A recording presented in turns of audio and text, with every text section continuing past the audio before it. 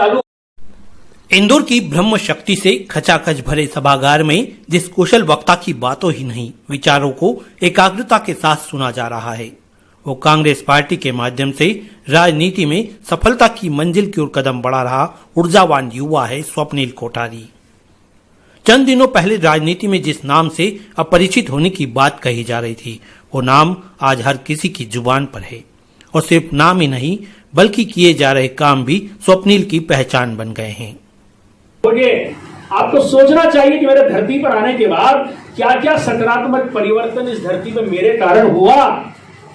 Expect more from your self, अपने आप से और अधिक की अपेक्षा करिए। जितने भी नौजवान यहाँ पर अपनी आकांक्षा के स्तर को, अपनी उत्कृष्टता के स्तर को और सभागार में समाज की विभूतियों ने खुलकर इस बात का जिक्र किया कि ब्राह्मण समाज के इतिहास में इतनी बड़ी मदद आज तक किसी ने नहीं की जो स्वप्निल कोठारी ने की, यानी ब्राह्मण समाज के आर्थिक रूप से कमजोर होनहार बच्चों को अपने विश्वविद्यालय में निःशुल्क शिक्षा के लिए प्रवेश। नया विचार लेकर आए। एक सरलता की बात है कि हम दोनों ऐसे तो बहुत नियोजित भी नहीं था। नियोजित होता तो सत्र शुरू होने से पहले करते हैं, सत्र की समाप्ति की, बट ये संयोग वश होता गया और अच्छी भावना के वश होता गया। तो हर चीज को राजनीतिक दृष्टिकोण से देखना कि ये इस साल हुआ, अगले साल होगा कि नहीं होगा।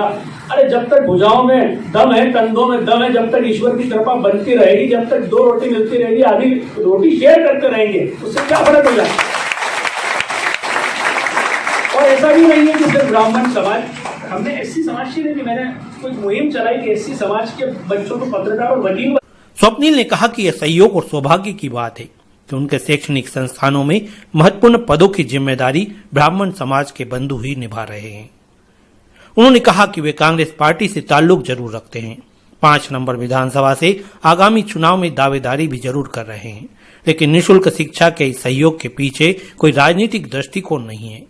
उन्होंने कहा कि लक्ष्य सिर्फ यही है कि होनहार विद्यार्थी अर्थाभाव के कारण शिक्षा से वंचित न हो, फिर वो किसी भी जाति, वर्ग या धर्म का हो।